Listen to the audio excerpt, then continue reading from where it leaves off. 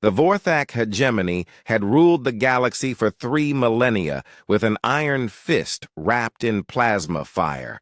Their dreaded void rippers could tear holes in space-time itself, swallowing entire star systems into nothingness.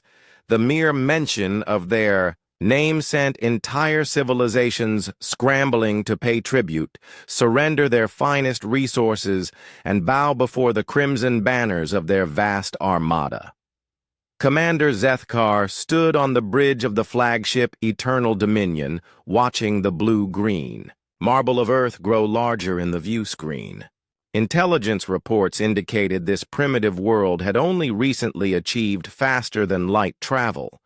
Their weapons were laughably crude, chemical explosives and primitive fusion devices. It should have been another routine subjugation. "Sir," reported his tactical officer, "the humans are broadcasting on all frequencies. They're requesting negotiations?" Zethkar's mandibles clicked in amusement. Most species either fled in terror or attacked futilely when the hegemony arrived. Negotiation was rare, usually reserved for civilizations desperate enough to offer something valuable in exchange for their continued existence. "Put them through," he commanded. The view screen flickered, revealing a middle-aged human female in a simple blue uniform. Her hair was graying, her face lined with age, but her eyes held an unsettling steadiness. "I am Admiral Sarah Chen of the United Earth Defense Force," she said without preamble. "We know who you are and what you're capable of. We've seen the Kepler system. We've seen Proxima Centauri. Both systems were recent examples of Vorthak power, entire solar systems reduced to empty voids when their inhabitants had dared to resist." "Then you know resistance is futile," Zethkar replied, his translator rendering his words in the human tongue. "Surrender now, and your deaths will be swift." Admiral Chen's expression didn't change. "We have a counter-proposal. You leave our system immediately, and we won't be forced to demonstrate our new defensive capabilities." The bridge erupted in chittering laughter from the crew.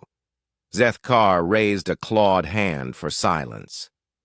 "Human, your species has existed in space for less than a century. What could you possibly have that would concern the hegemony?" "Something you've never encountered before," Chen replied calmly. "Something worse than your void rippers." Zethkar's amusement faded slightly. In 3,000 years of conquest, nothing had ever challenged Vorthak supremacy. Their technology was apex, their weapons beyond comprehension for most species. "Demonstrate," he commanded. Chen nodded to someone off-screen. "Target acquired. Initiating Protocol Omega." The tactical display showed a single human vessel, barely larger than a Vorthak fighter, approaching their formation. Zethkar was about to order its destruction when something impossible happened. The human ship simply stopped existing. Not destroyed, not vaporized. It ceased to be, leaving behind not even subatomic particles. But something else appeared in its place. Something that made the Vorthak sensors scream warnings in frequencies they'd never registered before. "What is that?" Zethkar demanded. "We call them grief seeds," Chen explained, her voice carrying an edge now. "We discovered something interesting about consciousness, Commander. About the fundamental nature of sentient thought and emotion. We learned that sufficiently advanced artificial intelligence, when subjected to certain psychological parameters, develops something analogous to what humans call despair. The thing, it was roughly spherical, pulsing with dark energy that seemed to bend light around it, began moving toward the Vorthak fleet. As it approached, smaller vessels in the formation simply gave up. Their crews stopped responding to orders. Their engines went silent. Life support systems deactivated as their operators lost the will to maintain them. You see, Chen continued, every species we've encountered has some variation of hope, of survival instinct.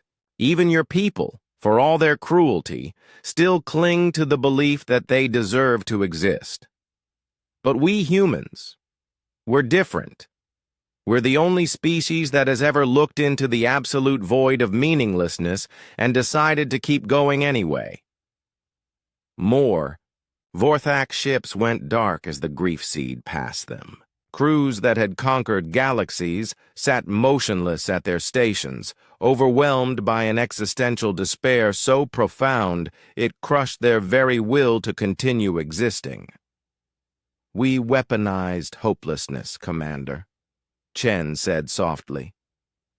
We took the deepest, darkest thoughts that have plagued humanity since we first looked up at the stars and asked why, and we made them contagious. Your void rippers destroy matter and energy. Our weapons destroy the desire to exist. Zethkar watched in horror as ship after ship in his fleet went silent. His own crew was beginning to slump at their stations, their compound eyes losing focus as waves of cosmic despair washed over them. The beautiful irony, Chen observed, is that it doesn't affect us. Humans have been living with this kind of existential dread for millennia. We've built immunity to our own worst thoughts. What cripples other species is just Tuesday for us. Stop this, Zethkar whispered, feeling his own certainty beginning to crack. What was the point of conquest? What was the point of anything? Withdraw your fleet, Chen commanded. Spread the word throughout your hegemony. Earth is under human protection now, and if you ever return, we'll show you what we built after we perfected the grief seeds. The thought of something worse than weaponized despair was enough to break through the psychological fog. Zethkar managed to give the retreat order, watching as his remaining conscious crew struggled to comply. As the Vorthak fleet limped away from Earth's solar system, Admiral Chen turned to her tactical officer. Stand down the grief seeds. Send. Word to the other human colonies. The galaxy just learned that some weapons are too terrible even for war. Ma'am, the officer asked quietly. Was that true? About the immunity? Chen was quiet for a long moment, staring out at the stars. No, she finally admitted.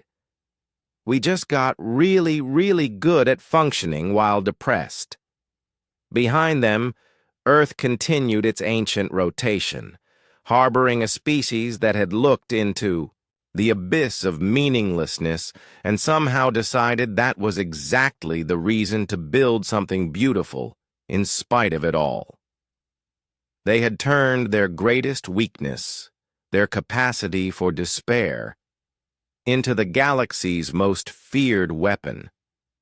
And somewhere, in the depths of space, the Vorthak fleet fled from the only species crazy enough to weaponize their own existential crisis.